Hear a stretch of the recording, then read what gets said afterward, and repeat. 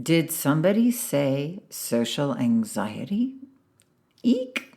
So many people in our community don't just struggle with weight and food, they're also carrying a lot of anxiety under the surface.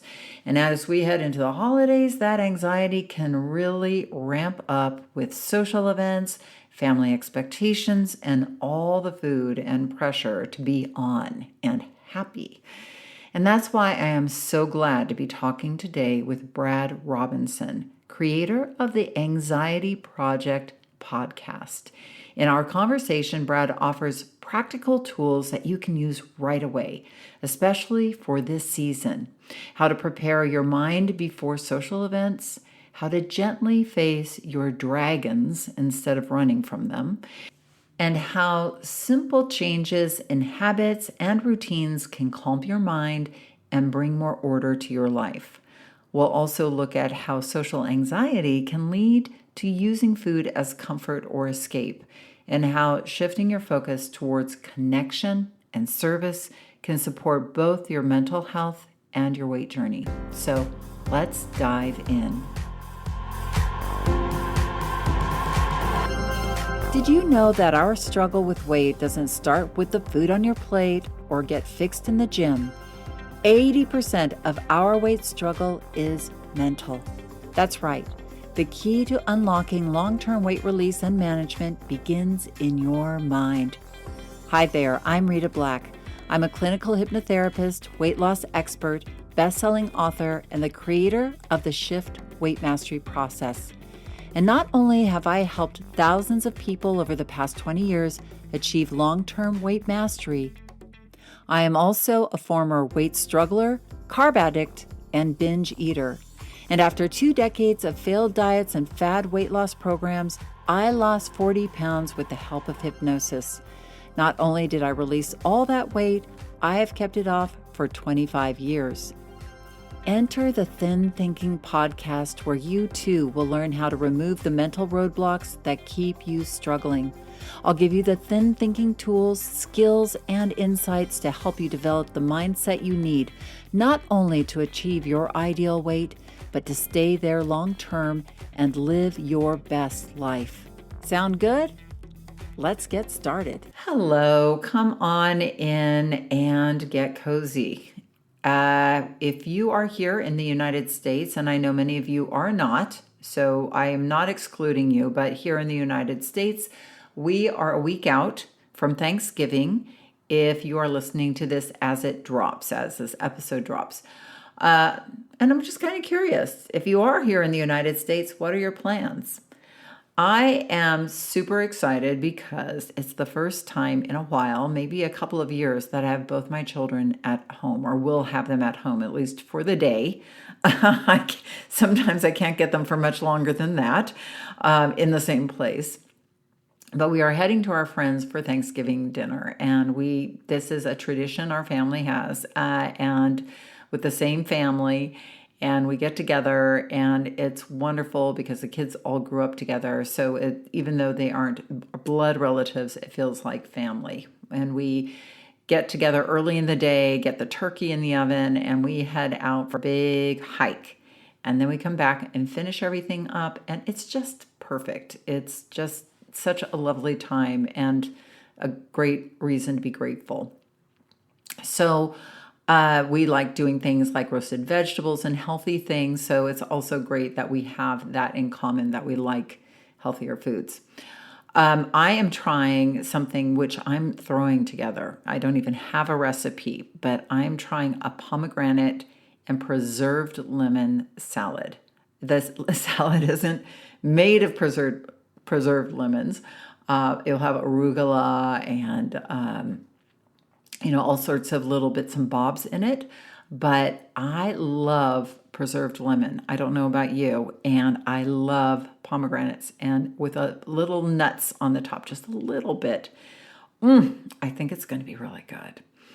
Now, I will be honest, and to be honest with you, super honest and vulnerable, I guess. What I love about being with this group of people is that they are close to me. I know them. so there's no social awkwardness or anxiety involved.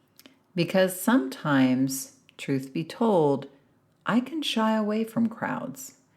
Yes, I am an introverted extrovert, if that was correct. I love my community. I love the Thin Thinking community and my membership, and I feel so cozy with everyone there. But big crowds of strangers, I don't know, especially walking into a room of people I don't know, well, I can get weird. And my husband's so good at meeting strangers. I'm not. I'm a little shy. So I was thinking this interview with Brad might be helpful for anyone out there who is like me or challenged with getting out there, especially in the holiday season. Many of our members in our community want to know how to combat anxiety and related issues like agoraphobia, and that was hard to say, and especially social anxiety. So I'm excited to share Brad with you. Before we dive in, will you do me a huge favor and hit subscribe? You don't want to miss my Thanksgiving episode coming up next week, where I am planning a gratitude priming meditation for you all. I'm really looking forward to doing it, and I think you're going to love it. So hit subscribe. Don't be shy. Just exercise that finger a little bit. Hit subscribe so you always get those episodes dropped onto your platform of choice. Brad Robinson is a certified cognitive behavioral therapy coach and a neurolinguistic programming master practitioner. He is best known as the founder of the podcast and brand The Anxiety Project podcast, where he shares his journey and helps others overcome anxiety disorders. Well, I have Mr. Brad Robinson here with me. Welcome to the Thin Thinking podcast, Brad. I've been looking forward to our conversation. Likewise, thank you for having me. This is great. Yeah. This is I awesome. mean, so many of our listeners deal with or grapple with anxiety, and I know you have a whole podcast, The Anxiety Project. You have a world of information on your website. But I'd love to hear about your story about anxiety. How did you fall into helping people manage anxiety? Yeah, no, that's awesome because I get a lot of comments on my channel saying it relates to me and what I'm going through. So on my channel, I talk about the details, like the embarrassing details of what I went through and knowing my parents are going to listen to this. And it's like, okay, I'm just going to say, because when I first started the show, I remember sitting in a coffee shop thinking, I'm going to do this podcast to help me because I can't talk properly. I feel shy. I have a lot of social anxiety at the time. And I feel like I'm down on the totem pole in terms of competence hierarchy out in society, not really growing in a job. I'm at home in my parents' basement. Um, I'm in my late 20s and I was just feeling lost. There's no meaning in my life. I had a negative, toxic relationship for 4 years that I hung on to because I was just scared of moving beyond what was normal. And a lot of people don't realize that their normal can be stress. And, Yeah. they don't realize that. And I didn't realize that. I didn't realize like I could break away, but I didn't have enough confidence. I didn't have the competence enough to do that. So in my 20s, I was just running every which way in my life mentally, right? I was going on Tinder because I ended up breaking up with her and then trying to find somebody else, and I was watching and listening to toxic role models, men who are womanizers, who are drinking, who are having these flamboyant Charlie Sheen type lifestyles. And I was like, this is great. This is what's going to bring me meaning because it's just the novelty of the new all the time in that kind of lifestyle that's attractive. But my anxiety just got too much. Anxiety, the definition of anxiety is too many pathways in front of you. And there were too many. And when my parents would sit me down and say, "What do you want to do in your life? Where do you want to go?" My anxiety would be like immediately I'd be resistant, like anger, right? Like, I don't know, I just like what I'm doing right now. And that's the thing is when we're confused and lost, we tend to fall into the bitterness, resentment, and that will lead you down into the subcategories of the underworld, hell, really. Um, yeah, I was deeply anxious and I had a lot of social anxiety, which I really want to talk about today because I think that's huge, especially nowadays when a lot of kids like my older self playing video games all the time Yeah. or not getting out there and meeting people and pushing your limits of just yourself. So yeah, my story was addiction. I was addicted to marijuana. I would do that every night. I would stay up till 2 a.m. watching stuff on TV. I would avoid going into work because I later suffered from agoraphobia. Oh, wow. Agoraphobia is a lot of most women have this, and a lot of men do. I coach a lot of men too, but it's mostly women who get agoraphobia, which is interesting. But agoraphobia is the fear of public places. So Yeah. agora, I think it's the Greek word for market. So it's the fear of the market, right? The fear of public places. Yes. And And how does that, do you know the root of that, like how that develops? I remember I was actually, it's so interesting. I was thinking about my sister-in-law today because she developed agoraphobia right after she got married to my brother. And is it triggered by something? Can it be triggered by something? Or and we have a lot of listeners in our world who I are, 50 and above. And I think I see that too in um that develops. And I think, did the pandemic also trigger a lot of agoraphobia? oh yeah, the fear of the unknown. That's the best way to describe agoraphobia is when the unknown, it's like the Jaws poster of the shark coming up and the person swimming on top. Yeah. Like that's the definition of going into the underworld is like you're in your bubble. That's the Buddha story. Siddhartha's in his bubble. He's just in his kingdom, his castle, and his father doesn't want to let him out of the castle because there's a lot of death, decay, suffering out there. But he goes out there and he's instantly traumatized because he witnesses an old man at the side of the road, then he witnesses death, and then but he runs back each time inside and he's traumatized, like it left a stain on him, and you can't let that go. And a lot of people with agoraphobia, something happens in their life, a trigger, so they get a heart palpitation and they go, oh my god, not even my husband or my family can help me because this is an internal thing that's outside someone's control. And all of a sudden, it's immediately level 10 anxiety because the shark comes up and it's their mortality. And agoraphobia is two fears: the fear of social judgment and the fear of mortality. Because when you Mm, go out into the subways, it's very common, or the elevator, it's what it is, oh my God, I'm going to die here. But while I die, I'm going to make a fool out of myself in front of mm, these people.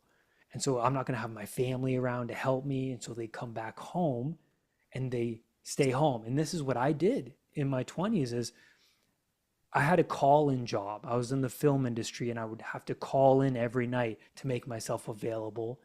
And I remember I would call in and I'd be up at 2 a.m. pacing in the living room. I'd be like, I can't go into work. I'm gonna make a fool out of myself. I'm gonna probably faint or something. I'm gonna be too tired. I can't sleep. And then all of this stuff would swim. And then I would be like, I gotta call and cancel it. And I would cancel it. And then what happens when you avoid something, it gets bigger. The yeah. fear, it just goes like this. And it rapidly goes like that. It's not just a little bit. It's like bam, the dragon grows, and then you're like 2 days no work, 3 days at home, a week at home, and then it just, you know, the, I had to struggle and force myself to walk a block from my house just to, you know, combat this thing because it got that big, it got that serious, right? And I love to use the metaphors and the symbols of the dragon and the predatory creatures because that's really how our brains respond to it, right? Yes. It's really your prey animal when you run away from something. Your body it responds to you that way. Like it shrinks you down. Right. And that fight, flight, freeze. Yep. Yep. Interesting. Yep. So, and do you see agoraphobia as something that ratchets up seasonally, like we are now heading into the Mm-hmm. winter, so we are going inside? Mm-hmm. And do you see that ratchet up in over the holidays, for instance, like people maybe staying shut in, not going out for social events? Yeah, yeah, definitely. Anxiety can heighten um, because first of all, we're not getting the sun that we need. It helps. The it definitely helps a lot. Even I notice that come the winter season. But when we stay inside too much, yeah, we tend to latch on to other things. You know, a lot of people that I coach, you know, they'll latch on to whether it's pornography or shopping or alcohol or something, just to entertain themselves, TV, another thing. But it definitely heightens it. If you already have agoraphobia, yeah, the winter season is like, it makes it a lot. I remember when I was in my 20s and when winter season came around, it would just be that much more impossible for me to leave because I would be waking up freezing. Like just I would feel like because the anxiety would heighten that feeling of just being cold and miserable. And yeah, yeah, definitely affects it. How did you start to overcome your own anxiety? And then I would love to hear, like, what would be some, there are a few different types of anxiety, we talked about before we turned on record that I'd love to speak with you about and some tactics. But how did you go from this anxiety ridden, agoraphobic 20-year-old? My heart goes out to most 20-year-olds. It's the worst brain to be in I for wasn't sure. even 20. I was like 26 or 7. Right. It's like Yeah. it's like The it's like whole 20s are just yeah. a Oh yeah. chaotic mess in the Oh brain for yeah. sure. How did you I know you mentioned you started helping yourself by starting your own podcast and then learning more. Um, and then how did you find your way out of that, like step by step? I mean, you don't have to tell us all No. every single step, but I'm just curious how that you unraveled the anxiety for yourself. No, I think the first step is so important. I think it was Carl Rogers, psychologist, who discovered, no, not discovered, but realized in his practice that people have to admit first that they have a problem before they can get better. You can't just force somebody to be like, you know, you got to change yourself and scare them straight, so to speak. They have to kind of have to be voluntarily, you know, willing to do it. So that I reached a point where like I had really bad health anxiety, and I reached a point where I searched online because a scary part in life, especially when you live in that bubble, you know, that agoraphobic woman we were talking about earlier who, you know, lives in like comfort, and then all of a sudden the ice they're skating on breaks, and the harsh reality is, well, my family who I've trusted, my partner, whoever, can't help me. They don't know any more of my issues than I do. And you're like, oh my God, right? They're the backbone, they're the safety net, but it's, it, they're not the resource that you need to go to. I had to go online myself and I was like, okay, is this something someone else suffered with? Thank God for the internet, right? And there was a coach who dealt with anxiety. spoke my language, experienced the same things I was going through. Like the things like when I would go to work, I'd have panic attacks at my job or going to a symphony with my girlfriend at the time, um, who now is my wife. Uh, you know, having a panic attack sitting in a symphony hall, like terrified out of my skull, and not knowing what this is. And a lot of people who come to my practice, it's such a relief to know it's like, oh, this is a common thing. It's not, I'm not unusual. I'm not a, you know, weird kind of specimen creature. That's a huge relief to people. And then once someone finds someone they can relate to, it's like, yeah, I can take responsibility. I can change. And that's a relief too. It's like, I can do this. It's something that can, be molded. It's not permanent. It doesn't have to be if you're willing to make the right sacrifices. Um, so that's the first step. Second step is, well, how did this person that you're now modeling after, overcome it, get knowledgeable? What kind of program did they do? For me, it was cognitive behavioral therapy was really great. Neuro-linguistic programming is great. There's structured programs. It doesn't even have to be that. It could be Jungian, could be Freudian, whatever. It's a structure that people need because anxiety disorder is disorder that's disrupted order. You have to re-enter the order into your life and minimize all of that noise. Because like the best way to describe an anxiety sufferer's mind is like a overcluttered garage of things that it's just a mess. And how do you respond to a mess? It's immediate negative response, right? You walk into a room and there's socks everywhere, it's cluttered, it's unorganized, and your mind goes, there's so many obstacles to get to my goal, right? Because we're always in a goal directed pathway. We're in a certain path towards something, but if something gets in your pathway, your brain has to use up some sort of resource to deal with the obstacle. So you walk into a room that's a disaster, like many anxiety sufferers rooms are. It's like your brain is like, you know, obstacle, obstacle, obstacle. I can't find the sock, which should be easy to find if it was tidy, right? So you tidy up that garage. It doesn't have to be metaphorical. You literally have to tidy up your home as well as, which helps your mind, by the way. Right. So internal, external. So Internal, you're external. so Yep. you're taking agency, you're creating some agency by clearing your space Yep. and taking agency by taking responsibility.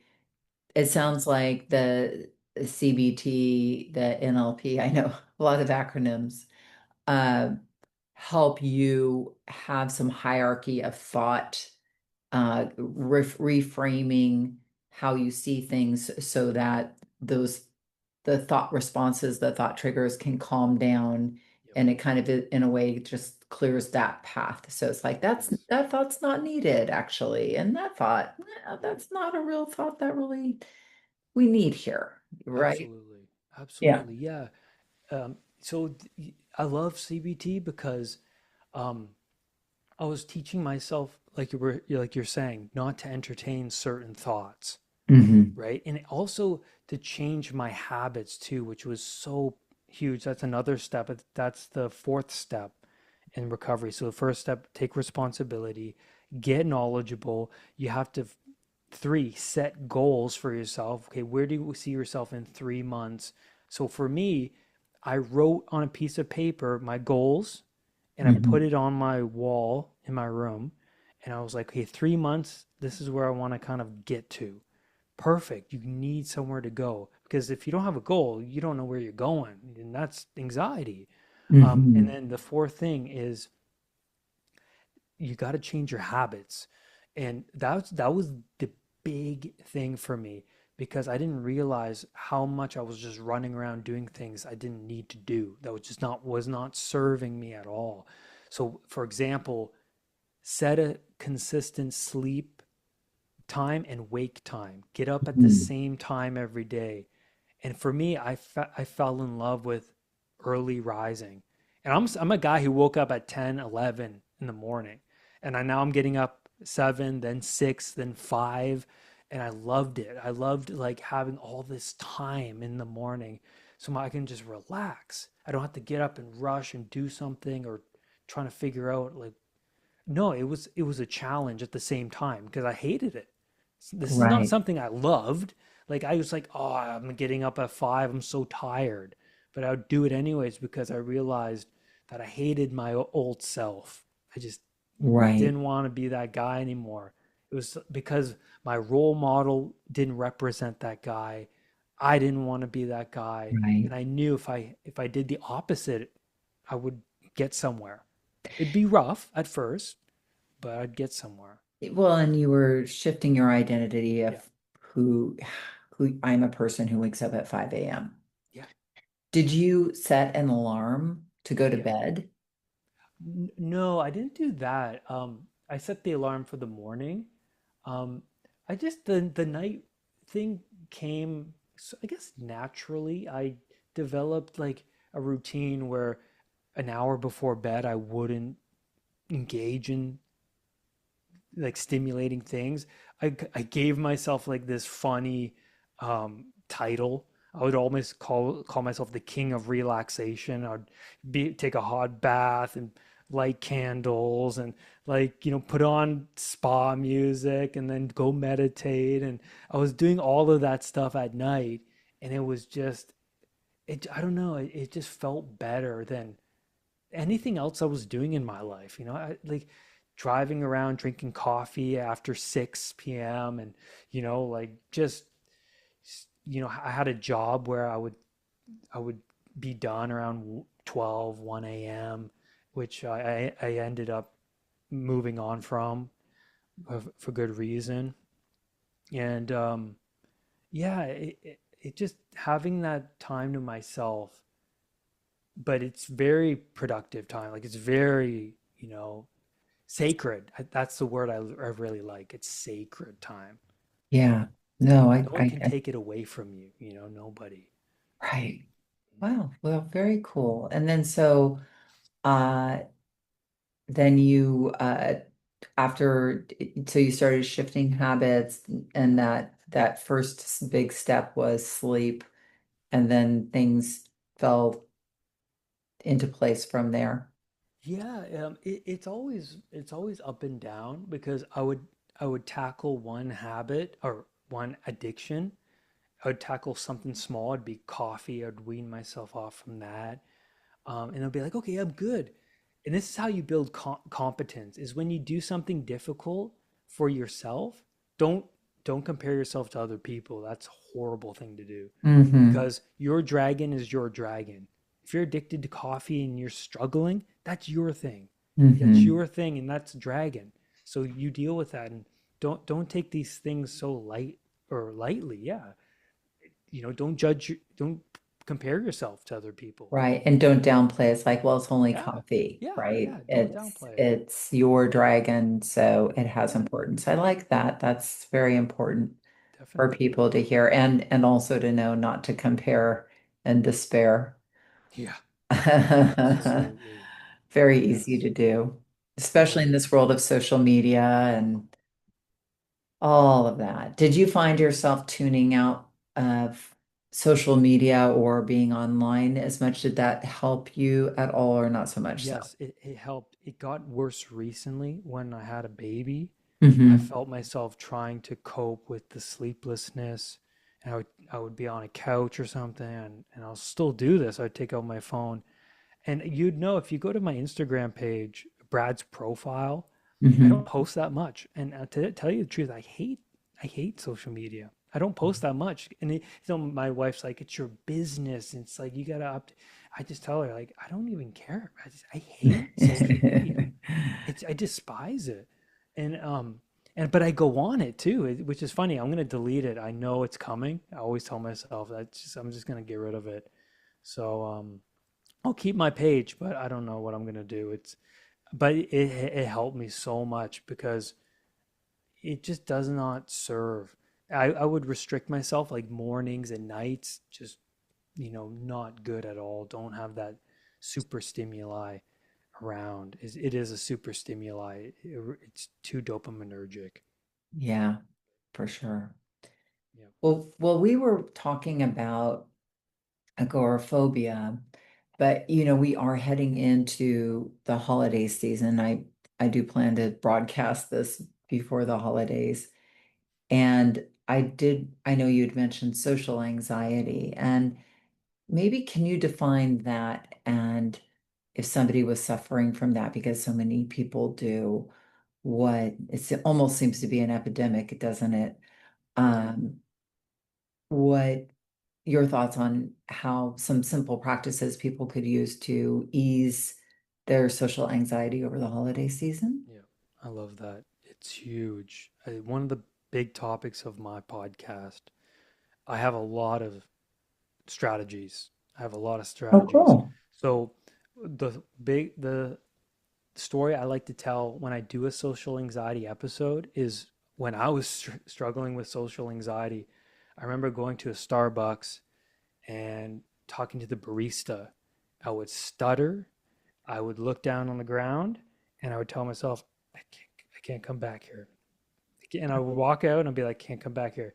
And then my other brain, because I started anxiety recovery at the time, my other voice in the head said, you got to come back here and try again tomorrow. And I'm like, okay, I'm going to come back to the same person who, like, I feel embarrassed. And it's like, you got to come back. And so I would come back, I would be a little better at it.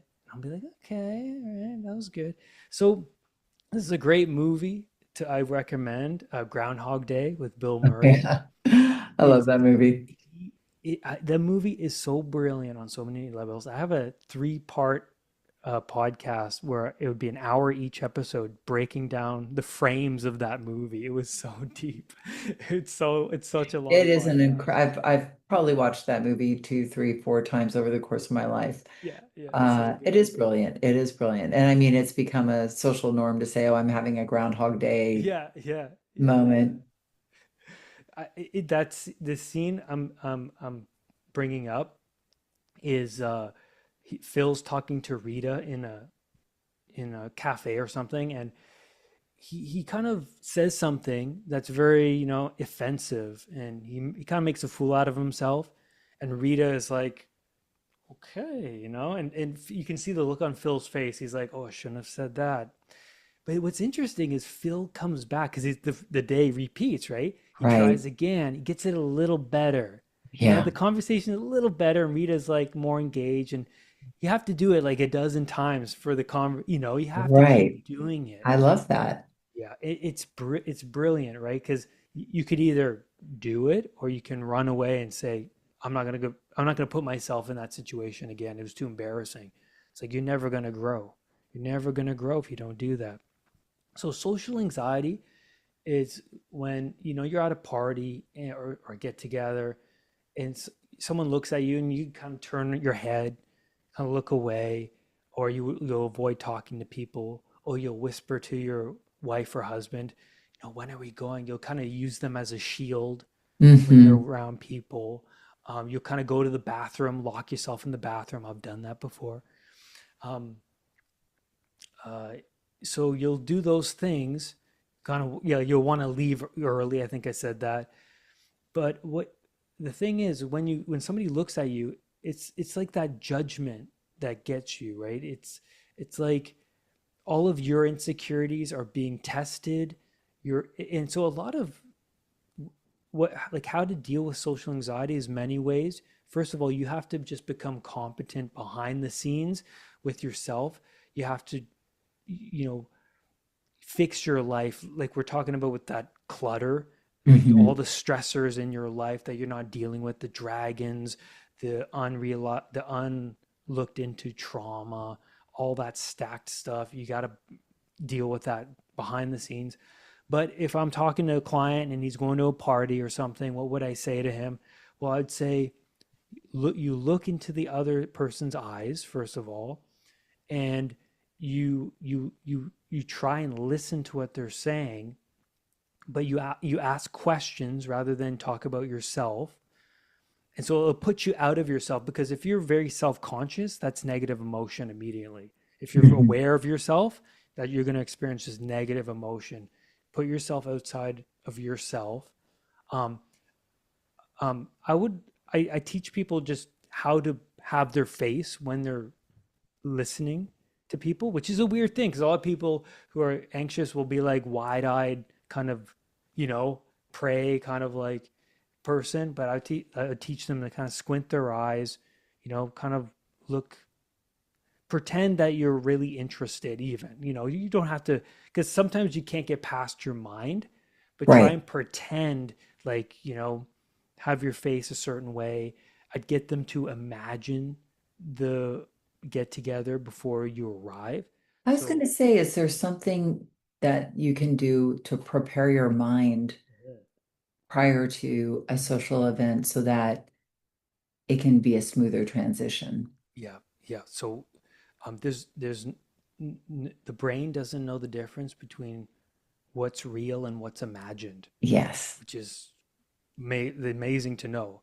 Right. NLP is a lot of this, where Yeah. you get the person to sit. You can do this yourself, and you close your eyes and vividly you put yourself into the room where you're going to have that party, and you imagine how you want it to go. You're talking, you're smiling, you're engaging, you're listening intently, um, and then you imagine how your posture is, you're breathing.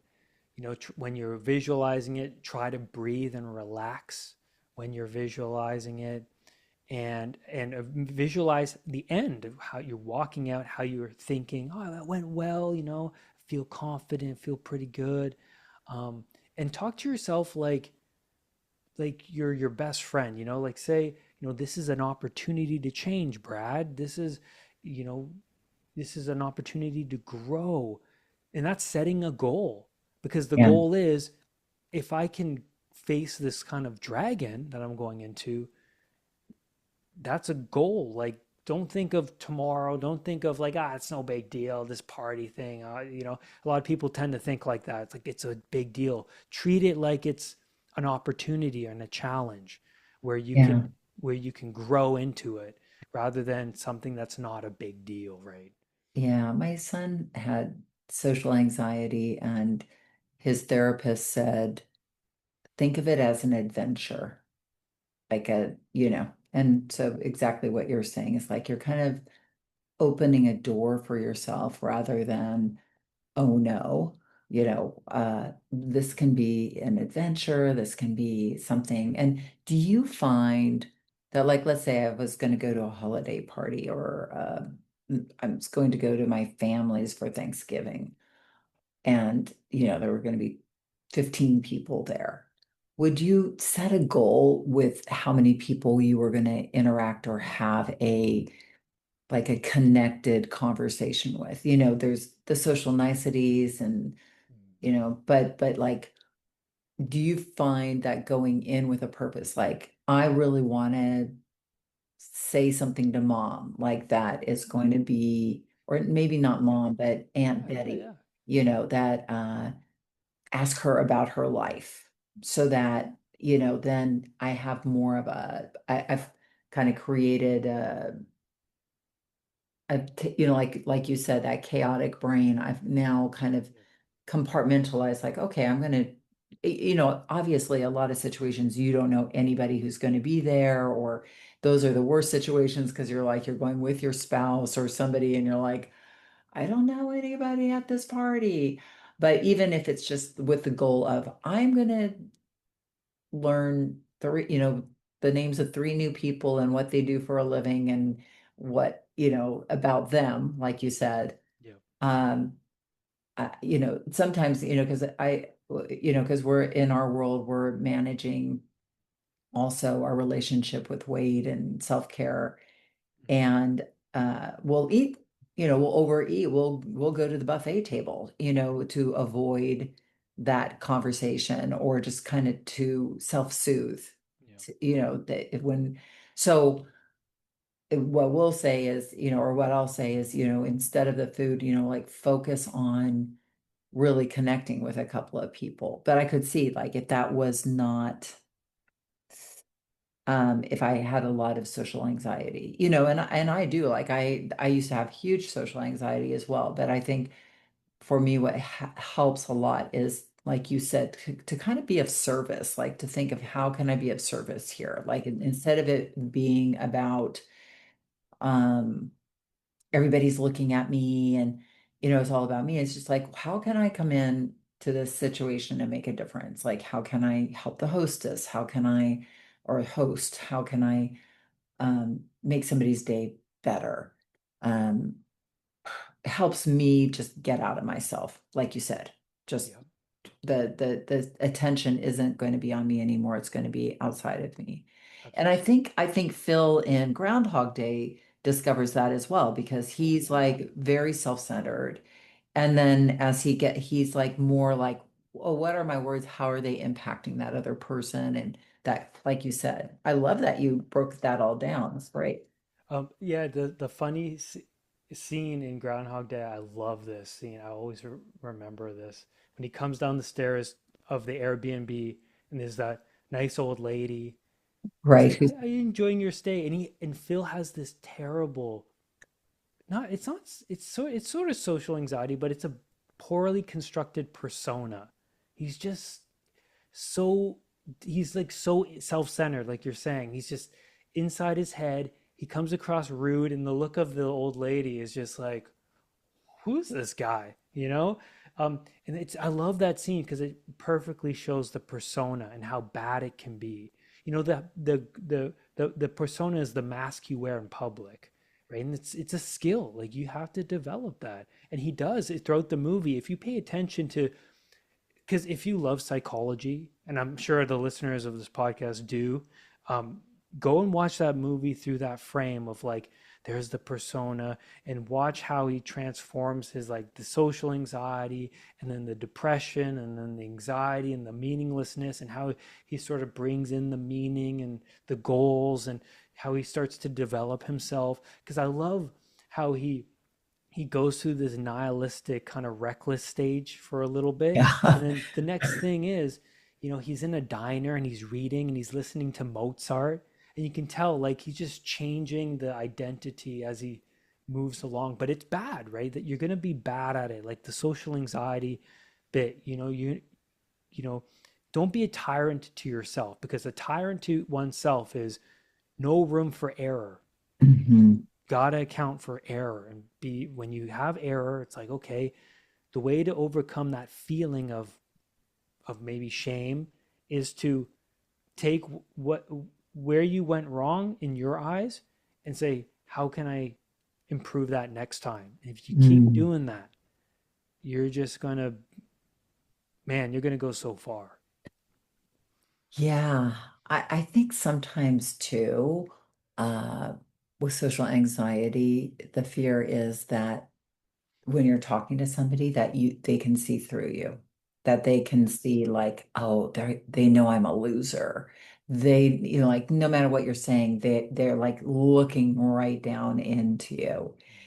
Do you know if there's a way to kind of prevent your brain from going down that road? Because obviously, if you're talking to a perfect stranger, they cannot see deep into you. But it's that fear, like you said, it's the dragon, it's the Yeah.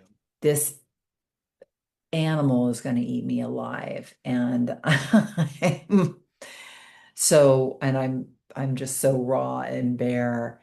How but you mentioned a mask like coming in and maybe do you think you know how we were talking earlier about identity and how can you adopt a social identity where you know, when my husband and I moved from London to Los Angeles, we had it's a great story. We knew this woman in London whose parents lived in Beverly Hills and they lived in Betty Grable's old house, right? Like, so this was like, and she said, oh, you can go stay with my parents for a couple of weeks while you kind of get grounded because we had no money and we just, you know, and they offered. And so we went to this house, and the woman, the mother, the father was a famous hypnotherapist who actually cured the Elephant Man, and he was the head of the Kleinian Institute. His name was Albert Mason, and his wife was sort of a very interesting woman who wrote, but she had incredible social anxiety and was a bit of an agoraphobic, right? But she was beautiful and she had these beautiful, like their house they had a tennis court and a swimming pool. They just were, he is incredibly successful. And she said, and she had this beautiful Swiss accent. So she was like, she looked like Gloria Vanderbilt. She had the black hair and she just was very well put together. But I said, you have social anxiety. How could you? You are so well spoken and you are very literary. She, knew all the books. And she goes, when I go into an interview or I go into a situation where I am anxious, I become the interviewer or the interview. She just like stepped into this I have this identity that I step into in order to be me, but me, like me Yep. amplified. And she says, and it just helps me to just put on that skin and to step into it. And it's not like she's being false, but it's just like this, it feels like protective armor that she's stepping into, and it engages her inner idea of herself. So that to me seems like a helpful way of um, accessing yourself, but with this idea of like, oh, the social me, the social Rita going into a party. Yep. Oh yeah, it's a sub personality for sure. It is a skill. Absolutely. When like you were saying, how do you prevent like that thinking or when you're in that situation of like, oh, what are they would think I'm a loser or something. Um, for me, I have a simple solution.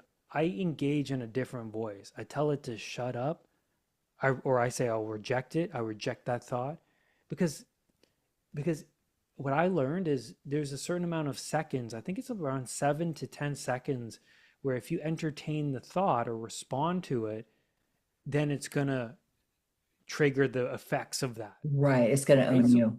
So you have a time frame of like the thought comes in and it's like that awareness, but you don't have to react to it. You can react to it with the other voice. You say, nah, right, shut up. This is an opportunity.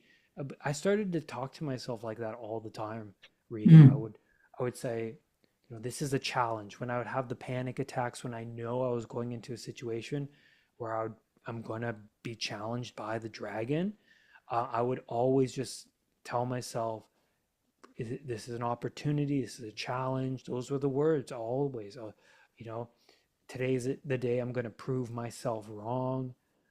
So you're adopting this hero identity because the hero is the one that goes into the unknown, confronts the dragon, and then gains the gold, which is the symbol for knowledge, and Right.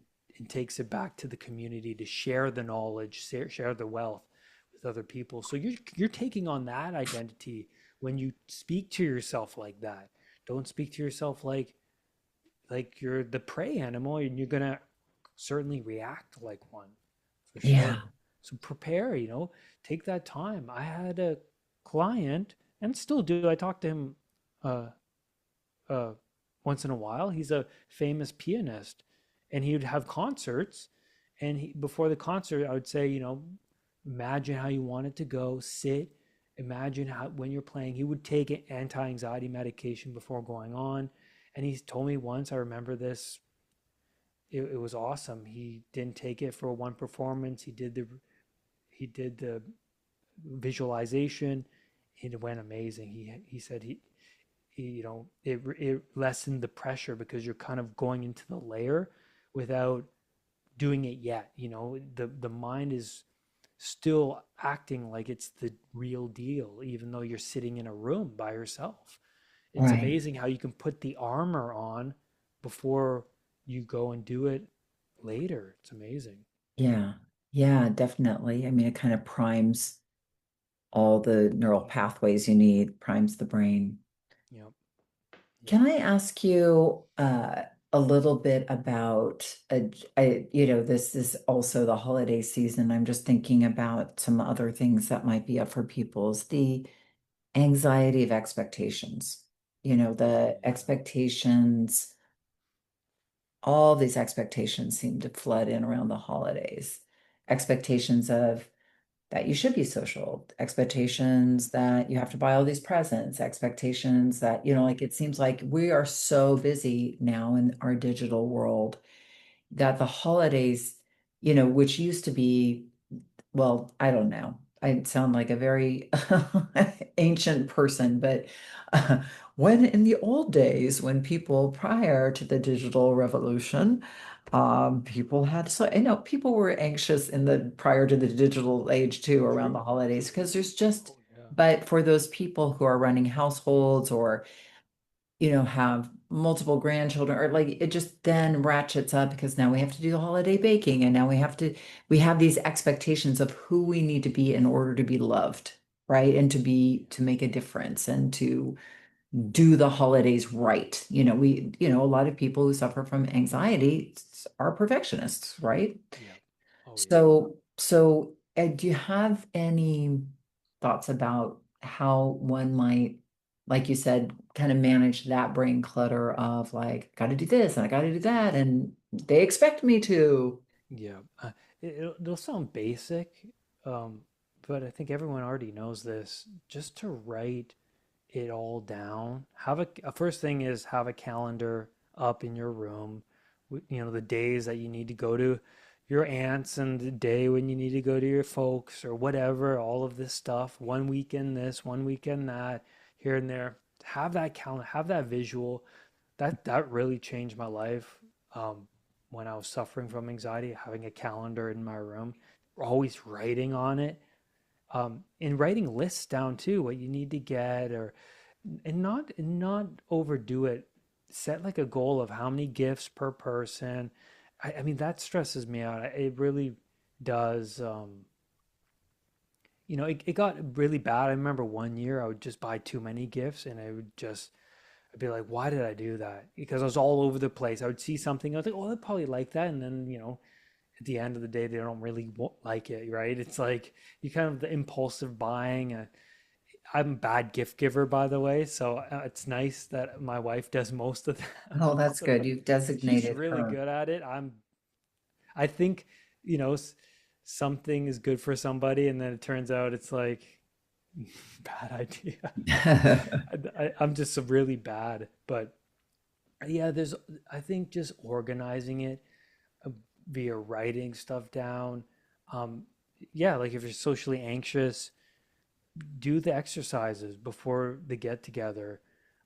And also, I had another thing about what we were saying earlier about the time of season and the anxiety. If you're like going into the season, you're like, oh my God, how am I going to get through all those dark days and the snow and all of that? I would say for me, because this really bothered me, that time, try and add sacred time and make it like a cozy sacred time. So I really looked forward to going into a coffee shop on a cold winter day, sitting down, having a tea and a book, looking out the window, being cozy, minimizing your life. Mhm. Don't be like watching TV, and that doesn't help your anxiety at all. Add time where you just enjoy it. Maybe you're going for a hike in the snow, you have your gear on, you grab your coffee or tea, go for the hike. Just add some of that time where you're like, I really can't wait to just go and snuggle up in a coffee shop, listen to something on my phone, podcast, or stare out the window.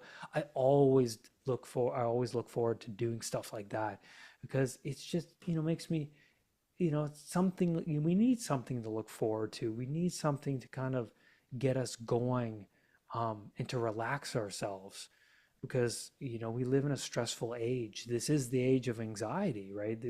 We're more surrounded by comfort, stimuli, and but we're feeling more miserable and anxious than ever. We have to find time where we separate ourselves from people, things, and have just be with ourselves. Right. To kind of like bring down all that brain Bring it stimulation down. too. Yeah. Mm-hmm. And it'll make Mm-hmm. the season a lot better. It did for me. It really helped. Or I would take an online course. If you're interested in something, like I was interested in psychology because I was suffering. So if you're like suffering from anxiety, take some cheap online course about, I don't know, like CBT or something, and you'll like sit in a coffee shop on your laptop or something and do, and it'll be like, I really enjoyed that, because I'm helping myself, but it's, you know, It's it's, focusing your mind. yeah, it's focusing my mind. Yeah. Yeah, we need to do that. Well, that's wonderful. This has been a really great conversation as far as opening up some ideas for people for the holidays, especially that social anxiety. Yeah. Brad, if somebody wants to get a hold of you or be in your world, how can they do that? How can they access more Brad? Well, they can go to my YouTube channel, The Anxiety Project, and you can check out my podcast at The Anxiety Project Podcast. It's anywhere you listen to podcast, Spotify, wherever, Apple, just search it up. Um, and there's a lot of episodes on there, but if you, at the top, there's a search bar, and if you're interested in agoraphobia, social anxiety, ego, or like, routines, symptoms of health anxiety, symptoms of anxiety, whatever, depression, depersonalization, um, just search it up. There's a podcast on it, and there's probably like 3 or 4 on it. Go check it out. And my website is unpluganxiety.com. And this has been a lot of fun. This is, It's always a pleasure to talk with you, yeah, Brad, and I appreciate what you brought to our conversation today.